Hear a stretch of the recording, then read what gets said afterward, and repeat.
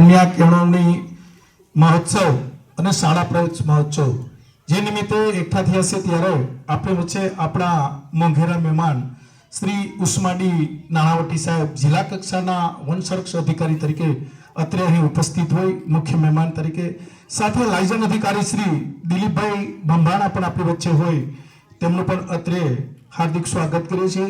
તાલુકા પ્રાથમિક શિક્ષણ સંઘના અધિકારી શ્રી પ્રાથમિક શિક્ષણ સંઘના અધિકારી શ્રી હરદાસભાઈ નંદાણીયા, તેમનું પણ અત્રેથી હાર્દિક સ્વાગત કરીએ છીએ.